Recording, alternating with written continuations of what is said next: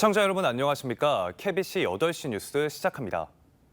더불어민주당의 새 지도부를 뽑는 전당대회 결과 이재명 후보가 85.4%의 득표율로 연임에 성공했습니다. 민주당 계열 정당 역사상 김대중 전 대통령 이후 첫 연임으로 사법 리스크 변수만 피해간다면 이재명 민주당 체제가 공고화될 것이라는 전망입니다. 이형길 기자입니다. 더불어민주당 전당대회에서 이재명 후보가 85.4% 득표율로 새 당대표에 당선됐습니다. 2년 전 이재명 후보의 득표율 77.7%를 크게 웃도는 수치입니다. 강성 친명 당원을 비판하며 반전을 노렸던 김두관 후보는 12.12%, 김지수 후보는 2.48% 득표에 그쳤습니다. 이재명 일극체제 완성이라는 비판을 의식한 듯 이 대표는 민생과 통합을 수차례 강조했습니다. 우리가 직면한 거대한 불의와 국민의 삶을 억누르는 저 큰 민생 고통 앞에서 우리 안의 작은 차이는 천지간의 먼지에 불과한 것입니다. 전당대회에 축사를 남긴 문재인 전 대통령도 확장을 가로막는 편협하고 배타적인 행태를 단호하게 배격하자며 포용을 강조했습니다. 마지막까지 혼전양상을 보였던 최고위원은 결과가 크게 뒤집혔습니다. 이재명 후보의 러닝메이트 평가를 받던 김민석 후보가 초반에 부진을 싣고 1위로 최고위원에 당선됐고 그 뒤로 전현희, 한준호, 김병주, 이현주 후보가 새 지도부에 이름을 올렸습니다. 초반 1위를 달렸던 정봉주 후보는 이재명 파리 발언으로 친명 강성 당원의 비판을 받은 뒤 결국 최고위원에 낙선했습니다.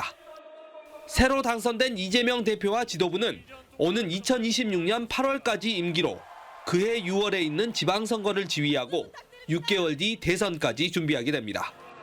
KBC 이영길입니다.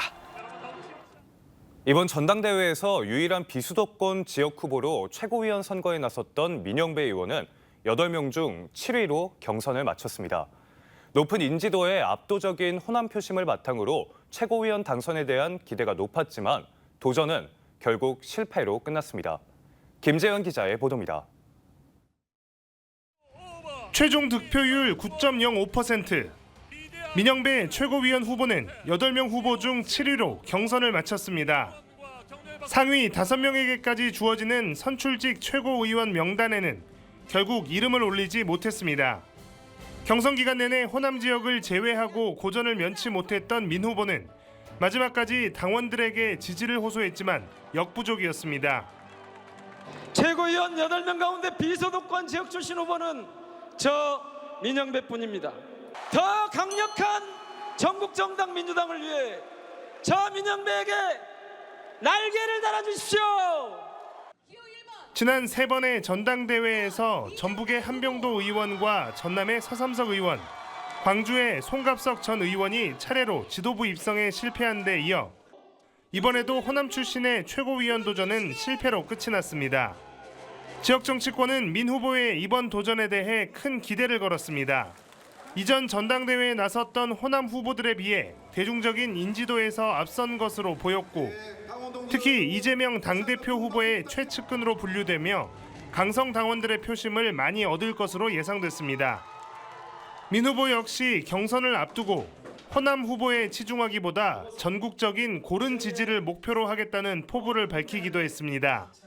하지만 친명 일색인 후보들 사이에서 차별화에 실패하며 경선 기간 두각을 나타내지 못했고 호남에서의 높은 득표를 경선 마지막까지 유지하지 못했습니다. 민주당이 수도권 중심 정당으로 빠르게 재편되고 있는 가운데 또다시 호남 출신의 지도부 입성이 실패로 끝나면서 호남 정치력 복원을 기대했던 지역민들의 상실감과 우려는 더욱 커지게 됐습니다. KBC 김재현입니다. 고 김대중 전 대통령 서거 15주기인 오늘 지역 정치권의 추모 메시지가 이어졌습니다. 광주광역시의회 의원들은 공동으로 성명을 내고 김대중 대통령이 보여준 해안과 포용적 리더십을 본받아 모두 함께 어려움을 극복해 나가야 할 때라고 강조했습니다.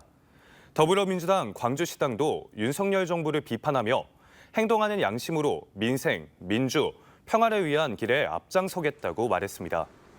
국립서울현충원과 신안하이도 김 전 대통령 생가에서는 정치권과 단체장 등이 모여 추도식을 열었습니다.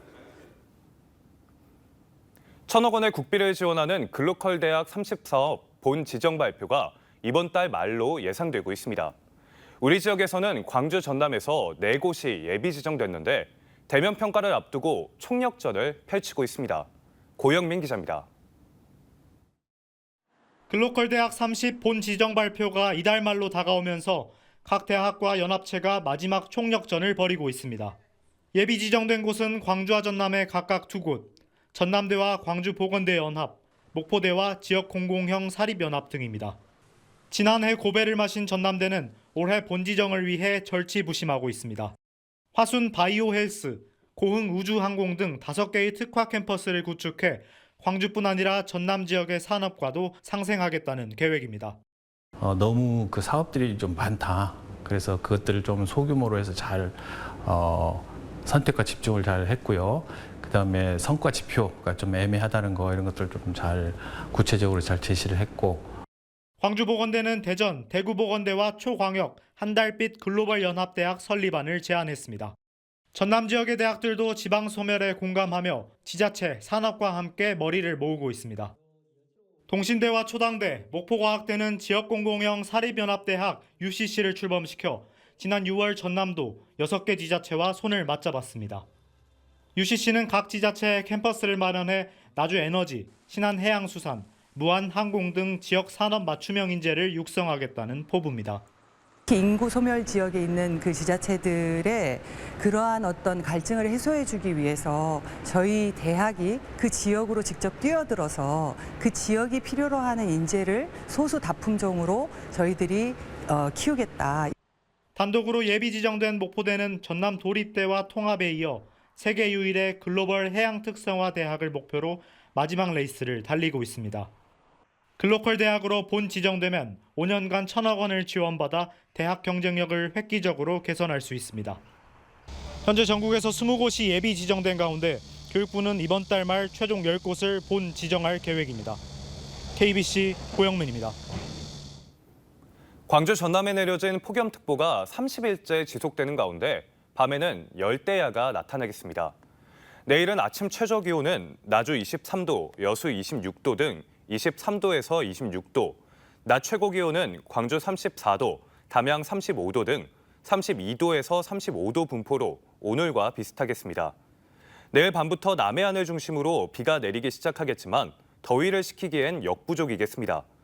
예상되는 비의 양은 남해안 20에서 60mm, 남해안을 제외한 광주 전남 지역 5에서 40mm입니다.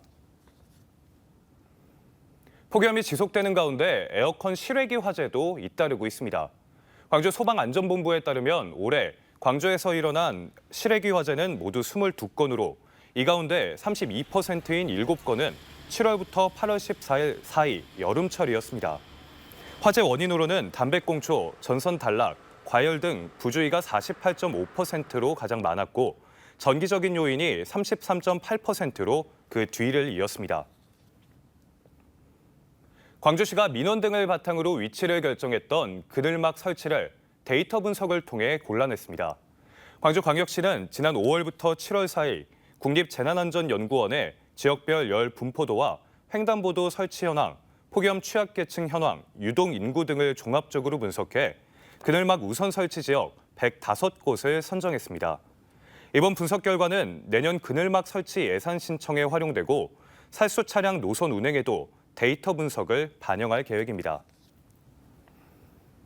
5.18 민주화 운동 과정에서 동생을 잃고 평생을 진실규명을 위해 헌신한 정수만 전 5.18 유족회장이 정신적인 손해배상 소송에서 승소했습니다. 광주지법 민사 8단독은 정 전 회장이 국가를 상대로 낸 손해배상 소송에 전 전 회장에게 8천만 원을 배상하라며 원고 승소 판결을 했다고 밝혔습니다. 정 전 회장은 80년 5월 계엄군의 총격으로 남동생을 잃었고 이듬해 추모제를 주관했다는 이유로 경찰에 구타당하고 징역 8개월형을 받아 옥고를 치렀습니다. 광주FC가 다음 달 17일 요코하마 마리노스를 홈으로 불러 창단 첫 아시아 챔피언스 리그 경기를 치릅니다.